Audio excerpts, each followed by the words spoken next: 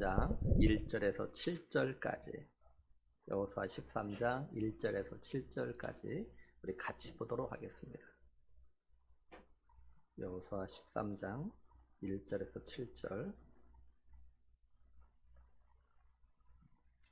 우리 1절 같이 봅니다. 여호수아가 나이가 많아 늙음에 여호와께서 그에게 이르시되 너는 나이가 많아 늙었고 얻을 땅이 매우 많이 남아있도다.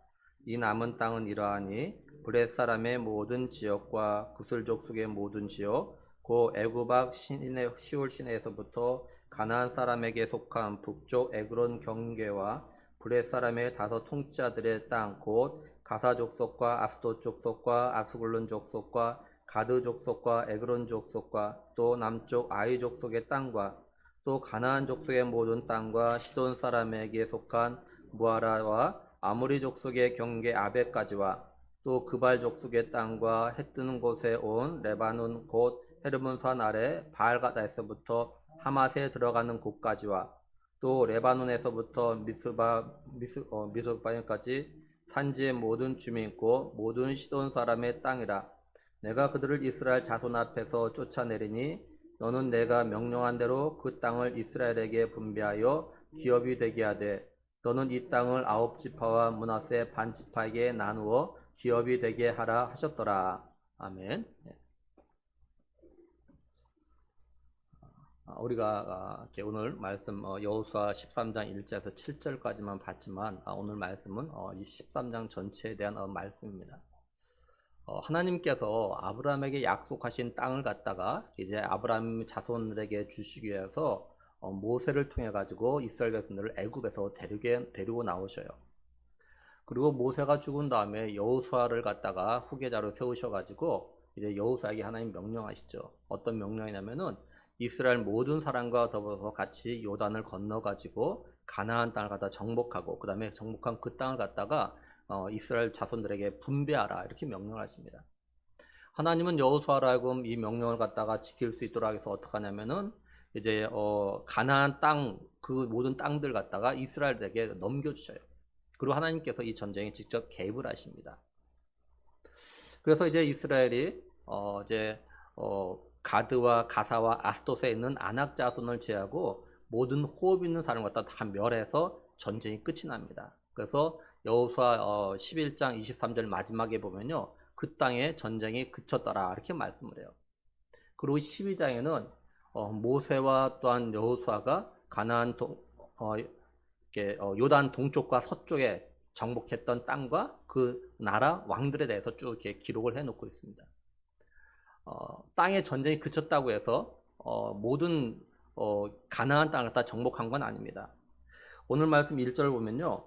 여호수아가 나이가 많아 늙음에 여호와께서 그에게 이르시되 너는 나이가 많아 늙었고 얻을 땅이 매우 많이 남아있도다 이렇게 말씀을 해요. 성경학자들은요. 하나님께서 여호수아에게 이 말씀하실 때 여호수아의 나이가 100살 정도로 추정을 하고 있습니다. 그러니까 하나님이 보실 때 여호수아 나이가 많은 거예요. 근데 하나님께서 여호수아에게 너는 나이가 많아 늙었지만 얻을 땅이 아직도 매우 많이 남아있다라는 거죠. 다시 말해서 아직도 정복해야 될 땅들이 많이 남아있다라는 겁니다. 근데 지금 여호수아 너는 늙어가지고 이제 그 일을 갖다 감당할 수 없다는 거죠. 여호수아가 더 이상 앞장서서 그 일을 갖다 할 수가 없어요. 이걸 오늘 우리에게 좀 어떻게 적용해서 생각해 볼 수 있을까요? 여호수아가 나이가 많음으로 인해서 아직도 얻을 땅이 많이 남아있지만 어떻게 할 수가 없게 되었어요. 여호수아는 더 이상 앞장서서 뭔가를 갖다 할 수 없는 그런 상황이 된 겁니다. 다시 말해서 여호수아가 감당해야 될 사명이 아직 남았지만 나이가 많아서 늙어가지고 더 이상 감당할 수가 없다라는 거죠. 오늘 우리도 마찬가지라는 겁니다. 우리도요 나이가 들면 육신이 약해지면 육신이 병들면 아무리 할 일이 많이 남아있어도 내가 어떻게 하고 싶어도 할 수 없게 되어지죠. 따라서 우리는 우리 자신의 한계가 있다는 걸 꼭 알아야 돼요. 다윗은요 시편 139편 4절에서 여호와여 나의 종말과 나의 연한이 언제까지인지 알게 하사 내가 나의 연약함을 알게 하소서 이렇게 말했어요. 나의 종말이 뭡니까? 나의 연한이 뭐야? 쉽게 말해서 내가 죽을 때가 언젠지. 사람 우리 한 번 다 죽잖아요. 그죠? 내가 언제쯤 죽을 건지, 또 내가 연약함을, 내가 얼마나 연약한지 하나님 나로 하면 알게 해달라고. 이렇게 기도한 이유가 뭐겠습니까? 내가 좀 더 건강할 때, 내가 살아있을 때 하나님이 원하시는 일을 갖다 좀 더 잘하기 위해서 그런 거 아니겠어요? 그죠? 오늘 우리도요, 우리의 한계가 오기 전에, 나이가 더 들기 전에, 내 힘이 사라지기 전에, 때로는 병들기 전에, 그죠? 헌신과 충성할 수 있는 기회와 시간이 없어지기 전에 내가 해야 할 일들, 내가 감당해야 될 일들을 갖다가 해야 한다는 거죠. 우리가 얻어야 할 땅, 내가 차지해야 될 축복과 은혜들을 더 많이 누려야 한다라는 거예요. 한번 우리 자신을 갖다 한번 좀 돌아보면 어떨까요? 나는, 그죠? 나의 한계가 있는데 나는 내 한계를 갖다 알고 있는가? 나의 종말과 연한이 언제인지를 갖다 나는 알고 있는가? 그게 언제인지 정확히 모르지만 점점 그 날이 가까우고 있다는 건 좀 느끼면서 살아가고 있는가? 그렇다면 내가 아직도 얻어야 되는 땅은 얼마나 남아있는 것 같은가?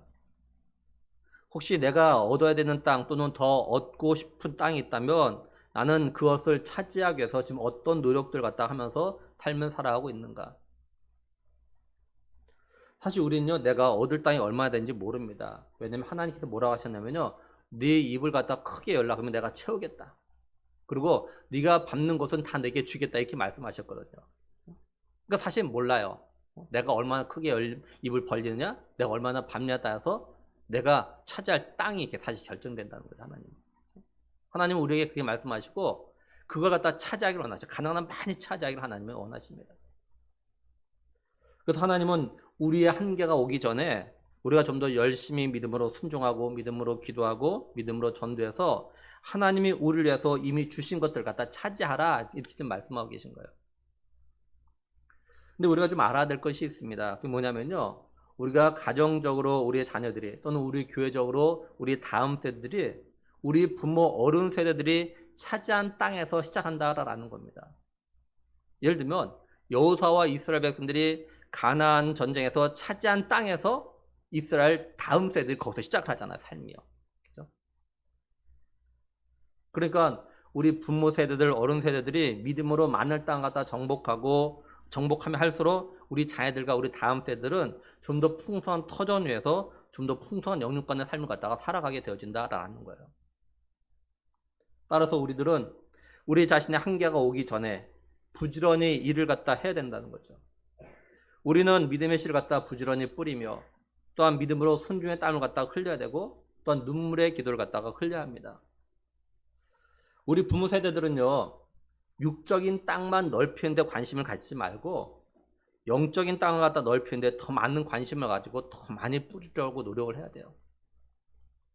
자신의 자녀들에게 육적인 유산을 갖다가 좀 더 많이 남겨주려고 몸이 닳아 없어질 정도로 일만 하지 말고 내 자녀에게 믿음의 유산, 영적 유산을 갖다 더 많이 남겨주려고 닳아 없어지기까지 하나님 나라에서 헌신 충성하고 또한 믿음으로 순종하고 무릎이 닳도록 기도하셔야 돼요. 이게 믿음의 부모와 믿음의 세상 부모와 차이입니다. 이런 것 차이예요. 자꾸 믿음의 부모가 내 자녀에게 육적인 유산을 갖다 어떻게 더 많이 물려줄까 여기에 자꾸 집중하면 믿음의 삶을 갖다 멀어지게 돼요. 결국 그것은요, 본인에게도 그렇고 자녀들에게도 믿음의 삶에 절대 좋은 결과를 맺지 않습니다. 그러니까 믿음의 부모는 내 자녀에게 믿음의 유산, 영적 유산을 갖다 어떻게 좀 더 많이 물려줄까? 여기에 좀 더 많은 관심을 가지고 이렇게 살아가야 된다는 거죠. 우리의 영육간의 모든 삶은요, 뿌린 만큼 거둔다는 것 갖다 우리가 늘 명심해야 됩니다. 내가 조금 뿌리고 많은 걸 갖다 거뒀으면 좋겠다라는 이런 마음과 생각을 갖다 가지고 있다면 혹시 이런 도박은 통할지 모르지만 또 육적인 삶에는 로또와 같은 대박나는 그런 경우가 있을지 모르지만요, 영적인 삶, 믿음의 삶에는 도박이 통하지 않아요. 사실 조금 뿌리고 조금 투자해가지고 많이 얻으려는 건데 이게 도박이잖아요. 그죠? 육적인 삶은 이게 통할 수도 있어요. 근데 영적인 삶, 믿음의 삶은 이게 절대 통하지 않습니다. 영적인 삶은요, 로또 같은 조금 헌신하고 로또 같은 그런 일은 대박난 일은 절대 없습니다. 그러니까 얼마나 뿌리느냐가 결정되는 거예요. 언제도 말씀드렸지만 저희 동년배 목회자들끼리 하는 이야기가 있어요. 뭐냐면 우리까지는 우리의 앞선 믿음의 선진들이 부모들이 눈물로 헌신으로 피로 뿌려놓은 거 우리가 거두고 있다는 거죠. 근데 우리 다음 세들은 거둘 것이 별로 없어진다는 거예요. 왜요? 점점 안 뿌리거든요. 여러분들 말씀이지만 오늘 이 시대 우리하고요, 우리 앞선 분들의 헌신하는 거 보면 차이가 납니다. 오늘날 점점 믿음의 사람들이요, 믿음을 뿌리는 것이 점점 줄어들고 있어요. 뿌려야 거둘 수 있는 거 아닙니까? 그죠? 근데 뿌린 거 조금 뿌려놓고 많이 거둘라, 이건 되지가 않죠. 하나님께 절대 허락하지 않습니다.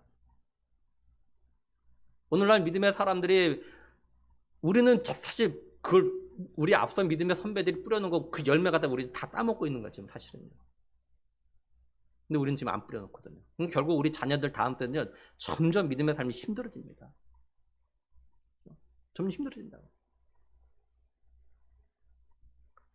그러니까 우리가 이걸 명심하고 지금부터라도요, 우리에게 시간이 있을 때, 기회가 있을 때 부지런히 믿음의 삶을 갖다 뿌려야 돼요. 믿음의 씨를 뿌려야 된다고요. 그래야지 우리 다음 세대가, 우리 자녀가 좀 더 어려움 없이 믿음의 삶을 살아가고 좀 더 풍성한 믿음의 삶을 갖다 살 수 있게 되어지는 겁니다. 그리고 이건 우리 청년들과 우리 젊은 집사님들 마찬가지예요. 지금 자신들이 믿음으로 뿌리고 믿음으로 헌신하고 충수하는 게 훗날 많이 거두게 된다는 걸 기억하고 뿌려야 됩니다. 또한 여러분들의 자녀들이 또한 여러분들이 뿌린 것 갖다 꼭 거두게 되어져 있어요. 여러분들이 안 뿌리면 여러분 자녀들은요, 거둘 것이 없습니다. 육적으로는 풍성할지 몰라요. 근데 영적으로는 정말 거둘 것이 없어진다고요. 근데 우리의 한계가 있어요. 우리 개인적인 종말이 언제인지 모른다는 거죠. 그러니까 내가 나중에 또는 다음에 좀 더 나이가 들면 이렇게 미루지 말고 지금 제대로 된 믿음의 삶을 살아야 된다는 거예요. 좀 바라는 거는 내가 하고 싶어도 못할 때가 온다는 것, 내 한계가 있다는 것, 내 자신의 한계가 오기 전에, 내가 못할 날이 오기 전에 헌신하고 충성하고 믿음으로 뿌려서 주신 삶을 갖다 잘 감당해가지고 좀 더 많은 땅을 갖다 차지하고, 그래서 우리 자녀들과 다음 세대에게 정말 믿음의 유산을 갖다 풍성하게 넘겨줄 수 있는 그런 우리가 될 수 있기를 주님의 이름으로 축원합니다. 근데 여호수아가 아직 정복하지 못한 땅, 그리고 여호수아가 얻지 못한 땅은요, 사실은 하나님이 이미 먼저 가나안에 들어가셔서 다 정복해 놓으신 거예요.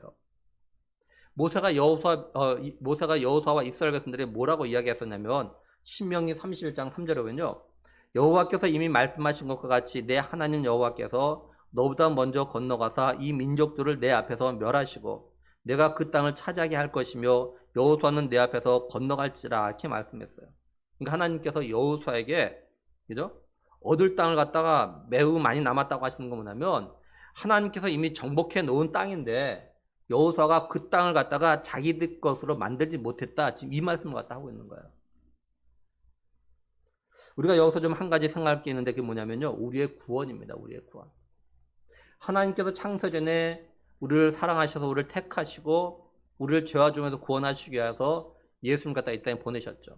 그래서 예수님께서 우리의 죄를 위해서 십자가에 못 박혀 피 흘려 죽으심으로 우리 갖다 죄와 죽음에서 구원하셨어요.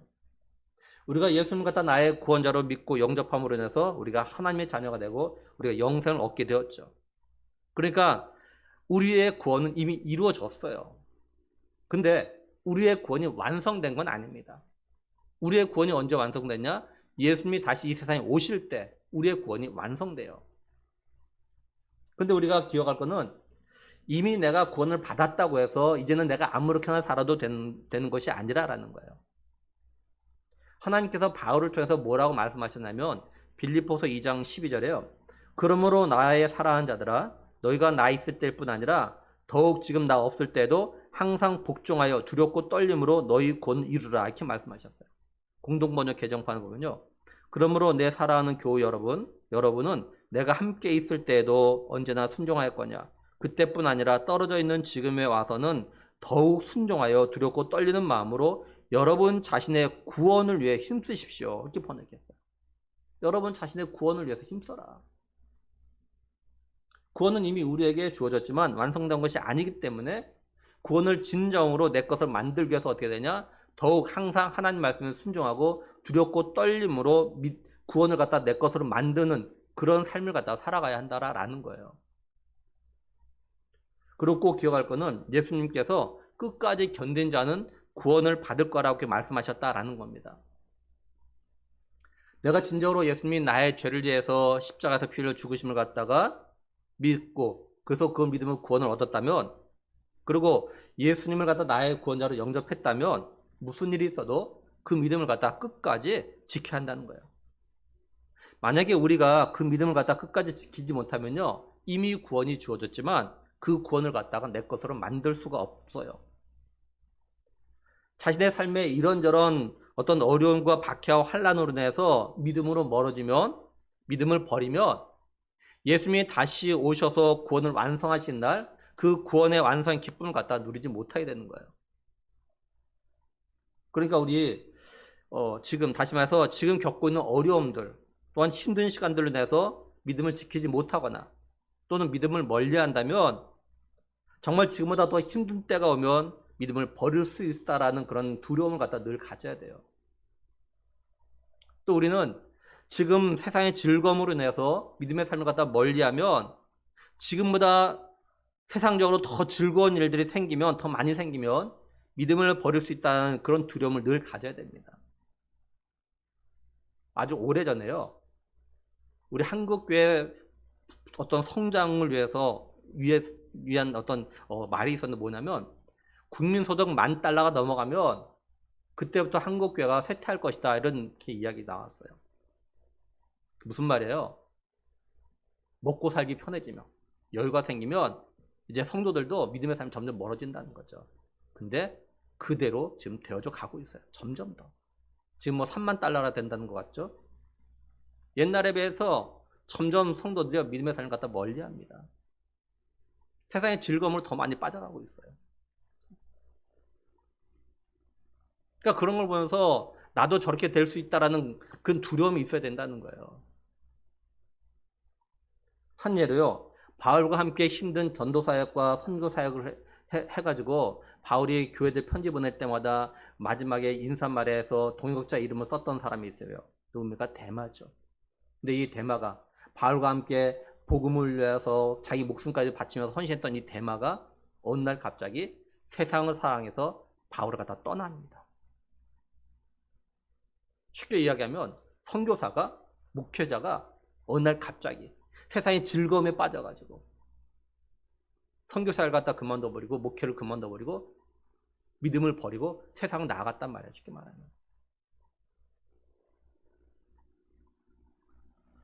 우리는 이런 거 보면서 그죠? 이런 걸 보면서 나도 믿음의 삶에서 저렇게 되지 않을까?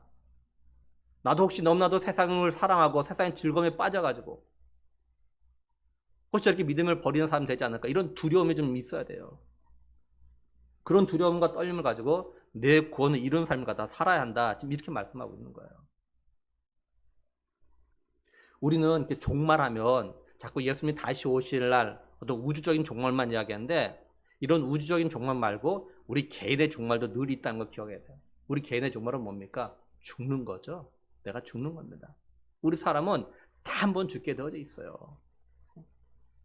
그렇다면 나는 죽을 때 어떤 믿음의 상태에서 죽음을 맞이할 것인가 이거 갖다 정말 때때로 우리는 생각해야 돼요. 우리는 내가 정말로 천국과 지옥이 있다는 걸 믿는다면 정말로 예수님이 다시 오신 날 죽었던 모든 사람들이 부활해가지고 천국에서 영원히 사는 영생과 또는 지옥에서 영원히 고통하는 그런 심판을 받는다는 걸 믿는다면 정말로요 믿음의 사람답게 믿음을 삶을 좀 살아야 돼요. 겉모양만 예수님 믿는다고 하고 정말 삶이 예수님 믿는 사람답지 않으면 안 된다라는 거예요. 그리고 우리가 혹시 먹고 사는 문제로 인하여서 내가 믿음의 삶을 갖다 소홀히 하고 있거나 멀리하고 있다면 또 이걸 갖다 핑계로 해가지고 내 믿음의 삶을 제대로 하지 못하는 것 갖다 막 자꾸 합리하고 싶은 그런 마음이 든다면 요한계시록 13장 16절 17절에 그가 모든 자 곧 작은 자나 큰 자나 부자나 가난한 자나 자유인이나 종들에게 그 오른손에나 이마에 표를 받게 하고 누구든지 이 표를 가진 자 외에는 매매를 못하게 하니 이 표는 곧 짐승의 이름이나 그 이름의 수라. 이렇게 말씀하신 걸 갖다 꼭 좀 기억할 필요가 있어요. 자꾸 생각하는 거예요. 우리는요, 정말 이런 때가 오면 나는 어떻게 할 것인가 자꾸 우리 자신들에게 질문 던지고요. 전 두렵고 떨림으로 구원을 이루는 삶을 갖다 살아가야 돼요. 내 믿음을 갖다 지키려고 정말 노력을 해야 돼요. 지금의 이 정도도 제대로, 이 정도 상황에서도 제대로 믿음의 삶을 살지 못한다면 정말 이런 때 오면 어떡할 것인가.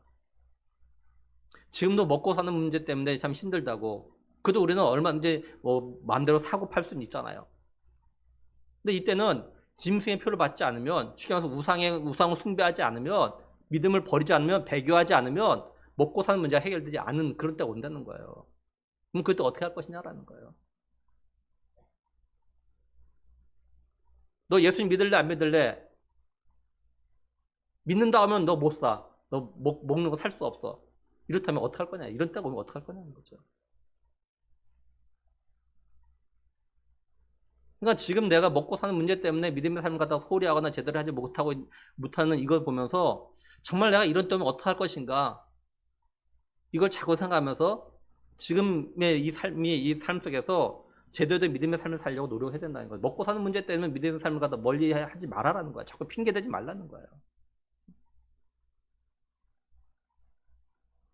그래야 하나님이 이미 나에게 주신 구원을 갖다 내 것으로 만들 수 있는 겁니다.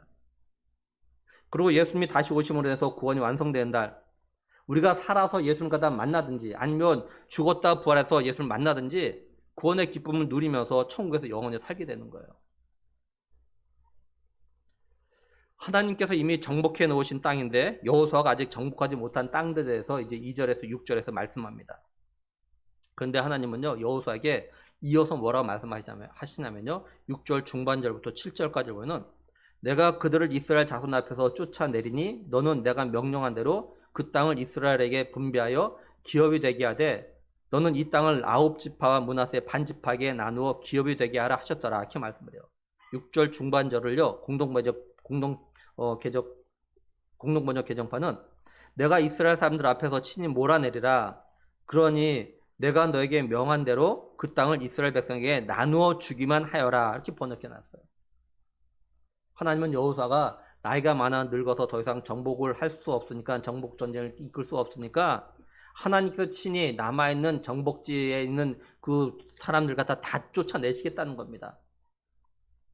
그 후에 여호수아 너는 이제 그 땅을 갖다가 내가 명령한 대로 이스라엘 자손들에게 나누어 주기만 하면 돼, 이 말이에요.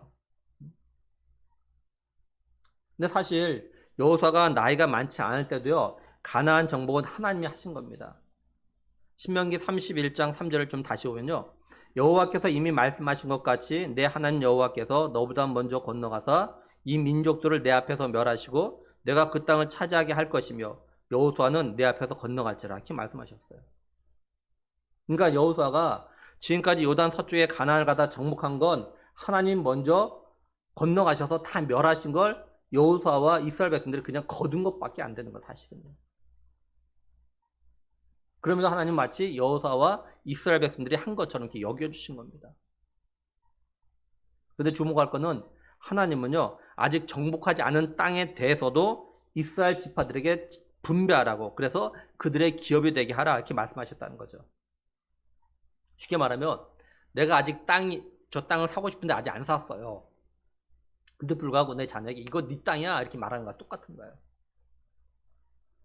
그럼 하나님 왜 이렇게 하셨을까요? 이게 뭘 말하는 걸까요?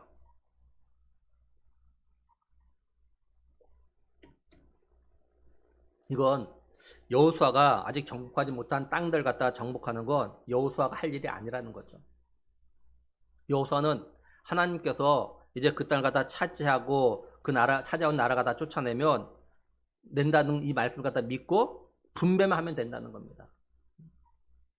그러면 하나님께서 여호수아가 이스라엘 자손들에게 분배한 그 땅을 분배받은 그 지파 사람들이 차지할 수 있도록 해 주시겠다 이렇게 말씀하고 계신 거예요. 그러니 비록 아직 정복하지 못한 땅이지만 하나님이 그 땅을 갖다 주실 걸 믿고 9지파와 므낫세 반지파에게 나눠주라는 겁니다. 예수님께서요 제자들에게 이와 비슷한 말씀하셨어요. 마가복음 11장 24절부는 그러므로 내가 너에게 말하노니 무엇이든지 기도하고 구하는 것은 받은 줄로 믿으라. 그리하면 너희에게 그대로 되리라. 예수님은 제자들에게요 너희에게 필요한 것들이 있을 거다. 그런데 그거에 대해서 너희들이 기도하고 구할 때 받은 걸로 믿어. 그러면 너희에게 그대로 된다. 이렇게 말씀하시죠. 그러니까 예수님은 제자들에게 너희들이 할 일이 뭐냐? 너희들이 필요를 위해서 기도하고 구하는 거다. 그 후에 너희들이 기도하고 구한 걸 그들이 이루는 거는 내가 할 일이야. 이렇게 말씀하신 거예요. 그러니까 너희들은 구하기만 하면 돼. 그 다음에 이루는 건 내가 할게. 지금 이렇게 역할 분담을 하시는 거예요. 내가 할게. 너희들이 이루는 것이 아니라는 거죠. 결국 하나님께서 여호수아에게 아직 정복하지 않은 땅에 대해서 분배하라는 건 하나님이 주실 건 믿고 분배하라는 거고, 또 예수님의 제자들에게 너희가 기도하고 구한 건 받은 줄로 믿으라는 것도 예수님이 주실 걸 믿으라라는 거죠. 한마디로 믿음이죠. 믿음. 하나님께서 우리에게 은혜로 주신 것이 뭐냐면 믿음이죠. 우리가 하나님의 은혜로 우리에게 주신 그 믿음으로 예수님 같은 나의 구원자로 믿고 우리가 구원을 받았어요. 또 나의 의는 오직 믿음으로 말미암아 살리라라는 말씀대로 자신이 믿음으로 구원을 받았음을 믿는 사람들은 생활하는 것도 삶도 믿음으로 살아야 한다는 거예요. 그리고 우리가 믿음으로 살아가면 우리의 필요한 것을 얻는 것도 믿음으로 얻게 된다. 지금 이렇게 말씀하고 있는 거예요. 그러니까 오직 믿음으로요. 믿음으로. 믿음으로 구원받고 믿음으로 삶을 살아가고 믿음을 얻고. 그래서 하나님께서 우리에게 은혜로 믿음을 갖다 주신 겁니다. 우리가 믿음으로 삶을 살아갔는데, 그죠? 우리의 필요에 대해서 믿음으로 기도하고 구한 것, 또 하나님께서 내가 구하고 기도한 걸 갖다가 주실 걸 믿고 기다리며 순종을 해야 돼요. 그러니까는 우리가 믿음으로 기도하는 것과 믿음으로 순종하며 믿음으로 기다리는 건 사실 똑같은 거. 이렇게 하나에 붙어 있는 거 따로 분리할 수가 없어요. 그러니까 내가 할 일은 뭐냐면요, 믿음으로 기도하고 순종하는 겁니다. 그리고 내가 기도한 이거에 대해서 응답하시는 것, 이루신 때 이건 누가 결정하냐? 이건 하나님이 하신 일이라는 거죠. 그러니까 우리는 내가 할 일만 하면 되는 거예요. 내가 할 일만. 내가 믿음으로 기도하고 믿음으로 기다리는 건 내가 해야 돼요. 하나님께서 여호수아에게 아직 정복하지 않은 땅을 갖다가 이스라엘 자손에게 분배하면 그들의 기업이 되게 하셨다고 하셨는데, 이것이 언제 그들의 기업이 되겠다고 하시진 않았다라는 거죠.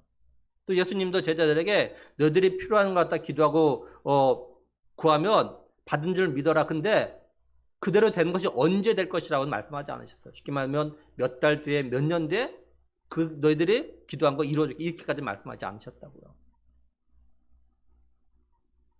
근데 우리는 어떠냐면요, 믿음으로 기도는 그래도 좀 합니다. 그죠? 기도할 때 믿음으로 시작을 해요. 근데 믿음으로 기다리는 것이 좀 부족해요. 실컷 믿음을 기도했어요. 근데 기다리다 지치는 거예요. 믿음은 끝까지 기다리지 못해요. 그 중간에 의심하게 되고, 믿음이 흔들리고, 조바심 내고. 우리 중에 그런 거 있지 않나요? 그죠?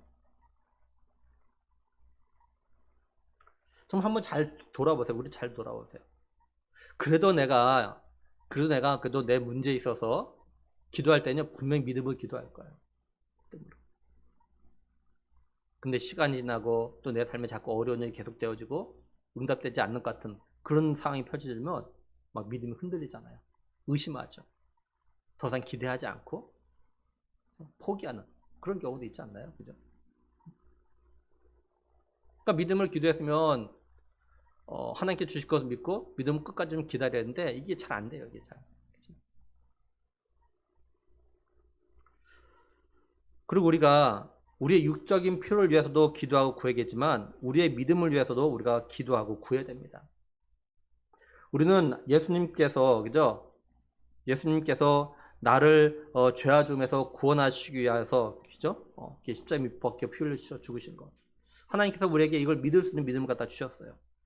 그러니까 이 믿음을 무슨 일이 있어도 어떤 일 만나도 흔들리지 말고 끝까지 이 믿음을 갖다 지킬 수 있게 해서 우리는 기도해야 돼요.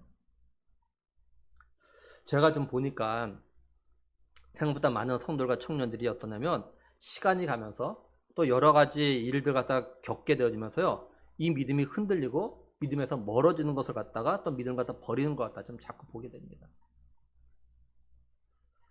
그래서 제가 뭘 자꾸 생각하게 되냐면 예수님께서 말씀하신 거 끝까지 견디는 자는 구원을 받을 것이다. 이 말씀이 자꾸 떠오르는 거예요. 아, 예수님께서 이래서 끝까지 견뎌야지 구원 받는다고 하셨구나. 이 생각이 자꾸 하게 되는 거예요. 잘 보세요. 점점 많은 사람들이요. 많은 성도들이, 많은 청년들이 믿음의 삶에 점점 멀어집니다. 점점 멀어져요. 일반적인 이야기 하는 거예요. 일반 점점 그 추세가 좀 그래요. 점점. 결국 예수님이 하신 말씀들이 그거예요. 예수님이 하신 말씀이 끝까지 견딘 자는 구원받는다. 끝까지. 그 말이 뭐예요? 중간에 떨어져 나간 사람이 있다. 이 말을 갖다 지금 내포하고 있는 거예요. 끝까지 견디지 못하는 사람도 있다라는 거죠. 어려움으로 인해서 견디지 못하든지 또 세상의 즐거움에 빠져가지고 견디지 못하든지 그러니까 중간에 그만두는 사람이 있다는 거예요. 근데 예수님 말씀하시죠. 끝까지 견디는 자. 끝까지 견디냐 구원한다. 그러니까 우리가 기도해야 될 것이 바로 이거죠. 하나님 내 믿음이 끝까지 견딜 수 있게 해달라고. 예수님이 우리의 구원을 위해서 완성하신 그날 오시는 그날까지 내 믿음 변하지 않냐고 지킬 수 있는 그런 은혜를 달라고 우리 믿음을 위해서 우리가 그래서 기도해야 된다는 거예요.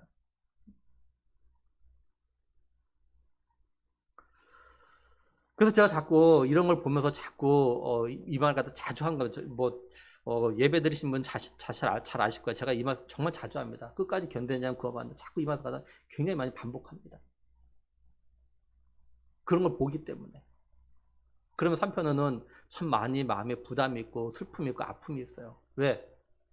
우리 성도들 가운데도 우리 청년들 가운데 다음 세대 가운데도 이런 모습이 보이기 때문에 그래요. 그래서 고민하면서 기도합니다. 어떻게 하면 좋을까?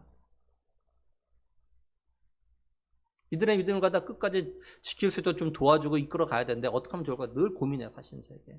어떻게 하면 좋을까?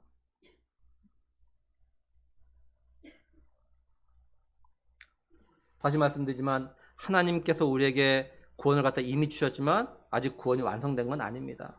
훗날 예수님이 오실 때 구원이 완성돼요. 그러니까 우리가 이걸 믿고 믿음으로 살아가야 된다는 거죠. 바라는 것은 우리에게서 신앙하는 모든 분들이 하나님의 은혜로 말미암아 믿음으로 받은 구원이 완성되는 그날까지 예수님이 다시 오시는 그날까지 우리가 예수님 앞에 서는 그날까지 끝까지 믿음을 지킬 수 있기를 간절히 축원합니다. 이제 8절부터 33절까지를 보면요. 요단 동쪽 지역을 갖다가 루벤과 갓 그리고 므낫세 반집하게 나누어 준 땅들에 대해서 다시 말해서 분배한 기업에 대해서 좀 말씀을 합니다. 쭉 이렇게 있어요. 여기서 좀 생각할 건 뭐냐면 먼저 이들 지파에게 분배한 땅들을 그다음에 경계들에 대해서 기록한 이유가 뭘까라는 거예요. 사실 이 땅들은 오늘 우리하고는 너무 거리가 멀고 또 우리하고는 뭐 사실 아무 관계도 없어요. 그럼에도 이 땅들을 갖다가 하나님은 기록하도록 하셨습니다. 하나님께서 왜 이렇게 하셨냐? 그거는 하나님께서 오래전에 아브라함에게 약속하신 게 얼마나 정확하게 이루어졌는지 또 하나님은 약속을 갖다 얼마나 정확하게 지키시는 분지를 갖다가 확인하도록 하기 위해서 그런 겁니다. 그러니까 하나님은 내가 아브라함에게 약속하셨던 걸 갖다 얼마나 정확하게 지켜졌는지 내가 약속 얼마나 잘 지켰는지 너희도 한번 지도를 보고 한번 확인해봐 이렇게 말씀하시는 거예요. 물론 이스라엘 자손들에게 1차적으로 하시는 거겠죠. 내가 너희 조상 아브라함에게 이 땅 주겠다 했는데 자, 그 땅과 그렇게 약속했던 것과 너희들이 지금 차지한 땅 한번 비교해봐라. 얼마나 똑같은지 봐라. 이렇게 말씀하시는 거예요. 그러고 나서 너희들 눈으로 확인했지? 내가 약속을 갖다 얼마나 정확하게 잘 지켰는지 확인했지? 그러니까 이제 너희는 가나안에서 삶을 살아갈 때 내 말에 순종하며 믿음으로 살아야 된다. 지금 이 말씀을 갖다 하시기 위해서 이 땅들에 대해서 이렇게 자세히 기록해 놓은 거예요.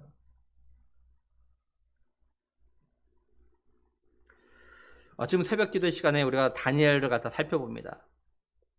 제 다니엘 가다 계속 살펴보면 살펴볼수록 하나님께서 다니엘에게 보여주신 환상대로 예언대로 인류 역사가 그대로 이루어진 것 같다 지금 계속 확인하고 있어요. 그러면서 주님께서 사도 요한에게 환상으로 보셨던 그리고 기록했던 요한계시록의 그 사건들, 예수님 오시기 전에 이 땅에 일어날 환난과 박해들, 그리고 결국 사단의 세력들은 영원히 죽지 않는 불모 지옥에 가게 될 것과 그 많은 환난과 박해 가운데서도 믿음을 잃지 않냐고 믿음을 지키고 때로는 순교했던 그 많은 믿음의 사람들이 훗날 예수님과 함께 천국에서 왕노릇하게 살 거라는 이거가 다 더욱더 믿고 확인하게 되는 그런 시간을 갖고 있어요. 지금. 그러니까 우리가 하나님의 약속이 좀 내 삶 가운데 의심이 되어지면 어떻게 되냐? 성경을 읽어야 돼요. 그리고 우리가 성경 읽을 때 그냥 의무적으로 읽지 말고 읽기 전에 하나님 내게 영의 눈과 믿음의 눈을 열어달라고, 내 믿음의 귀와 영의 귀를 갖다 열어달라고. 그래서 내가 하나님 말씀을 읽어나갈 때, 성경 읽어나갈 때 이 말씀을 통해서 하나님께서 내게 보여주신 건 내가 볼 수 있게 하시고 내가 들어야 될 것도 하나님의 음성을 갖다 들을 수 있게 해달라고 기도하셔요. 그럼 우리가 성경 읽어나갈 때 하나님 말씀이 정말 그대로 되어진다라는 그걸 갖다 믿어지는 은혜가 있고 또 하나님께서 그 말씀을 통해 내게 하신 음성을 갖다 듣는 그런 은혜가 꼭 있어요. 다음으로 생각할 건 뭐냐면 12절 마지막부터 13절까지 보면요. 모세가 이 땅의 사람들을 쳐서 쫓아내어서도 그술 족속과 마하가 족속은 이스라엘 자손이 쫓아내지 아니하였으므로 그술과 마하가시 오늘까지 이스라엘 가운데 거주하니라 이렇게 말씀하고 있죠. 이 부분을 갖다 공동번역 개정판은요. 모세가 그들을 쳐서 그 땅을 점령했던 것이다. 그런데 이스라엘 백성은 그술족과 마하가족만 쫓아내지 못하였으므로 그술과 마하갓은 이날까지 이스라엘 가운데 끼어 살고 있다. 이렇게 번역해 놨어요. 무슨 말씀이냐면, 그죠? 모세는 그 요단 동쪽의 족속들 갖다 이렇게 쳐가지고 그 땅 갖다 정복했어요. 근데 이제 이스라엘 백성들이 그술 족속과 마하갓 족속을 다 쫓아내지 못했다는 겁니다. 분명히 이스라엘 백성들이 모세를 중심으로 해서 그 땅을 갖다 정복했어요. 그러니까 그 족속을 갖다 쫓아내면 되는데 땅만 정복했을 뿐이지 쫓아내지 않고 그냥 함께 살고 있었다는 거예요. 그러니까 이런 거예요. 요단 동쪽은요. 모세를 중심으로 해서 이스라엘 백성들이 그 요단 동쪽을 갖다 정복했다고요. 그렇죠? 근데 모세가 죽은 다음에 여호수아가 지도자가 돼서 여호수아와 함께 이제 요단 서쪽의 땅을 갖다 이제 정복을 했죠. 그죠? 요단은 이제 가나안 전체를 갖다 정복한 다음에 이제 이스라엘 백성들이 요단 동쪽으로 건너왔어요. 근데 요단 동쪽에 지금 자리하고 있는 이 사람들 갖다 쫓아내지 못했다는 거예요. 안 왔다는 거예요. 그러니까 이스라엘 백성들이 모세가 있을 때나 없을 때나 똑같은 믿음으로 이 가나안 족속을 갖다 쫓아내야 되는데 그렇게 하지 않았다라는 거예요. 그러니까 모세가 살아있을 때와 죽었을 때 달랐다는 거죠. 이스라엘 백성들 믿음이 달랐다는 거죠. 이걸 오늘 우리에게 어떻게 적용해서 우리가 생각해 볼 수 있을까? 이게 오늘 우리에게 뭘 말씀하는 걸까요? 첫째는 교회 공동체 구성원이 믿음의 수준이 어느 정도 좀 같아야 된다는 거예요. 그리고 가정에서는 부부의 믿음의 수준이 좀 같아야 된다는 거예요. 그래야 뭘 해도 할 수 있죠. 한번 먼저 우리 가정을 한번 좀 돌아봐요. 가정. 과연 우리 부부는 믿음의 수준이 어느 정도 같은가? 얼마나 좀 같은가? 때로는 부부의 믿음의 수준이 달라가지고 뭔가를 하고 싶어도 하지 못하는 그런 어렵고 힘든 시간을 갖다 보내지 않았나. 제가 우리 아이들에게 언제 한번 이야기하다 결혼에 대해서 배우자 이야기하다 그런 이야기 한 적이 있어요. 너희 믿음의 배우자라서 기도해야 되고 기도해야 된다. 그리고 믿음이 좀 같아질 수 있게 해야 된다. 그 이유가 뭐냐면 네가 아무리 하나님 나라를 위해서 물질로 헌신하고 싶어도 아내가 반대하면 쉽지 않을 거다. 너. 나는 하고 싶은데 배우자가 반대하지 말라고 막 그래요. 그럼 할 수 있겠어요? 쉽지 못합니다. 그럼 결국 뭐예요? 부부가 어느 정도 믿음의 수준이 같아야 뭘 하고 싶어도 하는 거예요. 만약에 다른데 억지로 해봐요. 부부 사이에 반드시 갈등 생기고 문제 생깁니다. 부부싸움 하게 돼 있어요. 그러니까 내가 하나님 나라에서 마음껏 헌신하고 싶어도 부부의 믿음의 수준이 어느 정도 같지 않으면 할 수가 없다고요.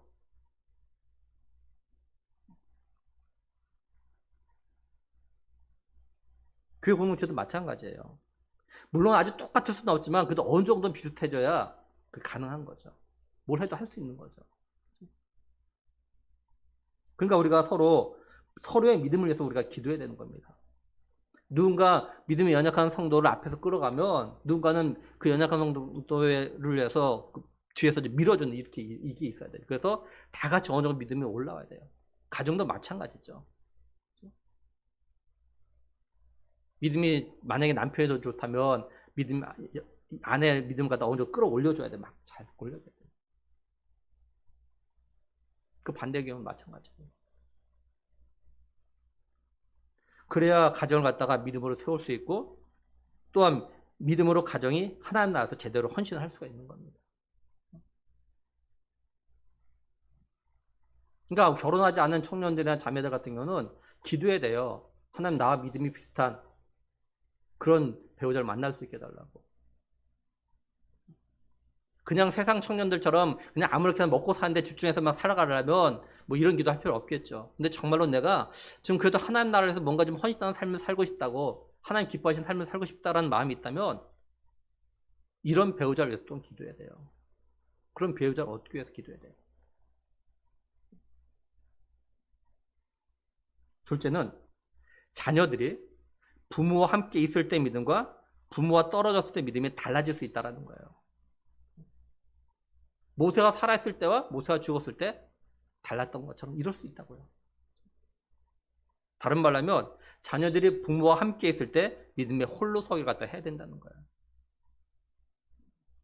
제가 여러 차례 말씀드렸죠. 제가 고시원 주변 전도하다가 여러 청년을 갖다 많이 만납니다. 근데 그 중에는 자기 부모님과 집에 고향 지방에 있을 때는 그래도 주일날이면 그래도 최소한 예배는 드리러 갔어요. 근데 공부하러 서울에 와가지고는 믿음을 버리는 예배를 드리지 않는 그런 청년들을 정말 많이 만난다고. 제가 이걸 보면서 제가 여러 번 말씀드렸죠. 우리 교회 청년들과 우리 중고등부를 염려하면서 안타깝게 제가 여러 번 말씀드렸어요. 과연 우리 아이들은, 우리 청년들은, 우리 중고등부 아이들은 과연 부모님을 떠나서 다른 곳에 가면 제대로 믿음 생활 할 수 있을까? 최소한 주일날 예배를 드리러 갈 수 있을까? 이런 염려가 자꾸 생기는 거예요. 그거 보면서.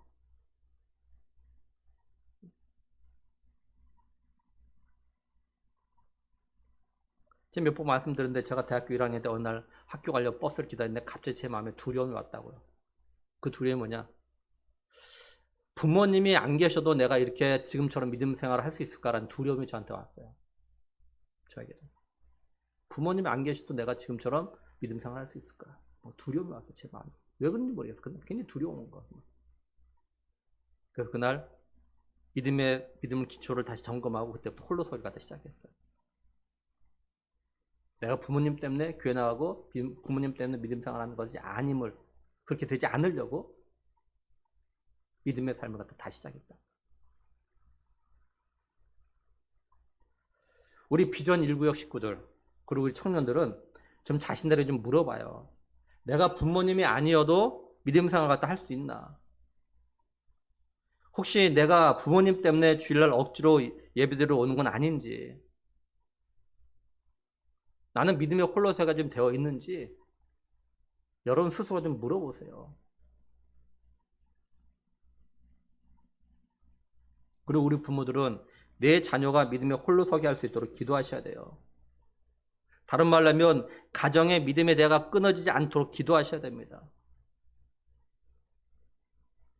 그리고 자녀들에게 믿음의 삶을 갖다 어떻게 살아야 되는지 갖다 보여주셔야 돼요. 그냥 대충 적당하게 믿음 생활하는 것 말고 정말로 제대로 믿음 생활하는 게 뭔지를 갖다 좀 보여주셔야 됩니다. 믿음 생활을 이렇게 하는 거야 이렇게 보여주셔야 돼요. 그래 우리 자녀들이 믿음이 좀 제대로 설 수가 있습니다.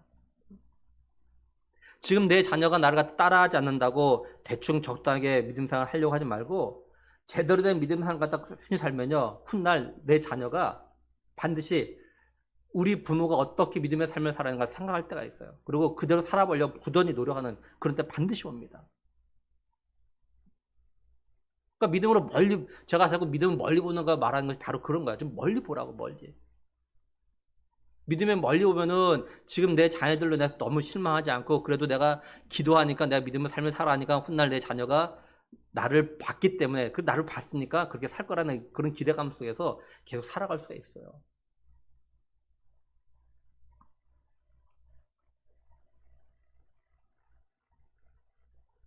그리고 우리 자녀들이 진실로 믿음에 홀로 서게 할 수 있도록 그리고 제대로 믿음의 삶을 살아갈 수 있도록 해서 기도하셔야 됩니다. 그러니까 제대로 믿음의 삶을 살아가는 그런 믿음의 부모가 되셔야 돼요. 제가 언제부턴가 우리 금요일 기도회 때 우리 중직자들 이렇게 이름 이야기하고 기도하지 않습니까? 중직자들 못해서가 아니라 잘하고 계셔요. 근데 끝까지 잘하시길 바라겠어요. 끝까지 잘해요. 그리고 이제 다음 세대들이 지금 우리 좀 있으면 이제 올해 이제 일꾼을 뽑지 않습니까? 그렇죠? 이제 다음 주에 제가 우리 시찰에 가고 그다음에 10월 달에 노회가 있어요. 이때 이제 일꾼을 얼마 뽑겠다 이제 노회 올립니다, 이제. 그럼 제가 이제 본격적으로 광고할 거예요. 그러면은 새로운 일꾼들이 다음 세대 일꾼들이 앞선 일꾼들 보면서 아 믿음의 삶은 저렇게 하는 거고 주의 종은 저렇게 하는 거고 중재 이렇게 좀 끝까지 그걸 보여줘야 되는데 그렇지 않으면은 따라한다고요. 아 저 정도 하면 되는구나 이렇게 따라한다고요. 아 적당히 저렇게 하면 되나 보다 이래 버리면 안 된다고요. 그래서 제가 기도하는 거라고요. 적당히 하는 거 보여주지 말라고. 적당히 하는 거. 대충 하는 거. 그냥 70대면 나이 되면 은퇴할지 그때까지는 적당히 세월 가도록 가야지 이런 거 보여주지 말라는 거예요. 끝까지 죽도록 충성하는 그 말씀다 그렇게 살라는 거죠. 중일자 그 명패 밑에 뭐라 했습니까? 죽도록 충성하라 그런 말씀 되어 있잖아요. 그거 좀 보여주라는 거예요. 그래야지 다음 세대 그걸 보고 따라서 끝까지 그런 걸 따라 한다니까요. 그래서 제가 그걸 위해서 기도하는 거예요. 같이 또 못하셔서가 아닌데 잘하고 계셔요. 근데 그 마음 변치 않도록 끝까지. 그리고 우리 자녀들은 꼭 하루빨리 믿음의 홀로 서기가 돼야 됩니다. 우리의 구원은 내 믿음으로 받는 거고 내 믿음은 천국 가는 거지 부모의 믿음으로 구원받고 부모의 믿음은 천국 가는 것이 아니에요. 쉽게 예를 들면 내가 시험에 합격하고 싶고 취업하고 싶으면 내가 열심히 내가 공부해야 되는 거죠. 부모님이 대신 공부해 준다고 내가 시험에 붙는 건 절대 아닙니다. 내가 건강하고 싶으면 내가 운동해야죠. 부모님이 다른 사람이 운동해 준다고 해서 내가 건강해지는 건 아니죠. 마찬가지예요. 우리의 구원도 마찬가지라고요. 내 믿음으로 구원받는 거예요. 내 믿음으로. 그러니까 부모님이 살아계시고 부모님 함께 하실 때 부모님 나를 위해서 기도하실 때 믿음의 홀로 서기 갖다 해야 돼요. 그러니까 자신들이 우리 청년이나 젊은 세대 자신의 이 믿음을 위해서 자신들이 기도하셔야 돼요. 자신들이. 그리고 정말로 인격적으로 살아계신 하나님 갖다 만나기 위해서 기도하셔야 돼요. 그래야지 부모님이 먼저 하나님 나라 가셔도 내가 어느 곳에 가도 믿음의 삶을 갖다 제대로 살아갈 수 있어요. 믿음이 홀로 잘 됩니다.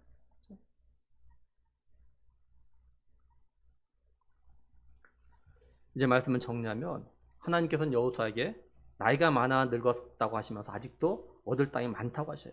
하나님 여호수아에게 아직 정복하지 않고 남은 땅들에 대해서 하나님께서 그들 갖다 내가 내쫓아낼 거니까 너는 이걸 믿고 이제 그 땅들에 대해서도 9지파 반에게 나눠주라고 이렇게 이야기하십니다. 하나님은 아브라함에게 약속하신 대로 그 자손들에게 주신 땅이 얼마인지 확인해 보라고 이제 그 땅 정복한 땅들을 갖다 다 기록하게 하셨어요. 우리는 하나님이 약속하신 걸 얼마나 신실하고 정확하게 지키신 걸 믿고 믿음으로 순종의 삶을 갖다 살아야 됩니다. 그리고 우리의 호흡이 닿은 날까지 우리에게 맡기신 일 갖다 감당해야 돼요. 그리고 하나님 나라를 위해서 일할 수 있는 시간과 건강과 기회가 있을 때 최선을 다해야 됩니다. 그래야지 훗날 하나님 앞에 갔을 때 칭찬 듣습니다. 부끄럽지 않게 돼요. 우리는 하나님이 우리에게 약속하시고 이미 주는 영생, 구원을 믿고 예수님이 다시 오셔서 구원을 완성하실 때까지 믿음을 지켜야 됩니다. 뿐만 아니라 우리의 가족도 우리 자녀도 믿음이 변하지 않고 흔들리지 않기 위해서 기도하셔야 돼요. 특히 우리의 자녀들이 믿음에 홀로 서기를 잘해서 믿음의 대를 이어가는 가정이 될 수 있기 위해서 기도해야 됩니다. 우리의 젊은 세대들과 또 우리 청년들은 자신의 믿음을 위해서 더 기도하고 예배와 말씀의 삶에 더 열심을 내셔야 돼요. 간절히 바라기는 신실하신 하나님을 믿고 또한 우리에게 은혜로 주신 믿음을 끝까지 지키며 맡겨진 사명을 잘 감당하다가 우리에게 약속하신 천국에서 영원토록 주님과 함께 왕로 탈 수 있는 우리 모두가 될 수 있기를, 우리의 구원의 완성을 위해서 다시 오실 우리의 구원자 되신 예수 그리스도 이름으로 간절히 축원합니다. 우리 시간에 천국 가는 약도 같이 또 믿음으로 읽도록 하겠습니다. 우리 1번부터 같이 읽습니다. 원래 사람은 천국 가고 지옥은 마귀를 보내는 곳이었습니다. 마귀의 유혹으로 죄 지은 모든 사람은 죄 때문에 지옥 가게 되었습니다. 몸이 죽는 날 영혼은 이사 갑니다. 영혼이 불타는 지옥, 영혼이 행복한 천국, 두 곳 중에 어디로 가고 싶습니까? 예수님께서 나의 죄를 대신하여 죽으시고 다시 사심을 믿고 회개하면 죄를 용서받아 행복하고 건강하게 살다가 천국 갑니다. 우리 영접기도 같이 합니다. 하나님, 저의 죄를 용서해 주세요. 저의 죄 때문에 십자가 못 박혀 죽으시고 다시 사신 예수님의 피 공로로 저의 죄를 용서받고 천국 갈 것을 확실히 믿습니다. 예수님, 저의 마음속에 들어와 주세요. 예수님의 이름으로 기도드립니다. 아멘. 기도하겠습니다. 하나님 감사합니다. 창세전에 우리를 사랑하시고 우리를 택하셔서 우리를 죄와 죽음에서 구원하시고 하나님의 자녀 백성 삼으시게 하셔서 예수님이 이 땅에 보내셨고 예수님이 우리의 죄를 대신해서 십자가 못 박혀 피 흘려 죽으심으로 나의 구원자가 되신 이것을 믿을 수 있는 은혜 주신 것 정말 감사함을 드립니다. 하나님, 이로 인해서 내 구원이 이미 이루어졌지만 아직 완성되지 않았기에 예수님이 다시 오시는 그날까지 하나님, 우리에게 모든 믿음의 식구들 하나님, 이 믿음을 끝까지 잘 지킬 수 있도록 은혜를 꼭 허락하여 주시옵소서. 정말 우리 교회에서 신앙하는 모든 이들 천국에서 다 만날 수 있도록, 정말 천국에 다 만날 수 있도록 하나님께서 꼭 은혜 주시옵소서. 하나님, 특히 우리 자녀들, 젊은 세대들 복 주시옵소서. 저들이 하나님 아버지 믿음의 홀로 서기 잘해서 하나님 정말 믿음의 대를 갖다 잘 이어가는 그런 복된 우리 다음 세대들 될 수 있도록 은혜 베푸실 간절히 원하고 우리 주 예수 그리스도 이름으로 기도드리옵나이다. 아멘.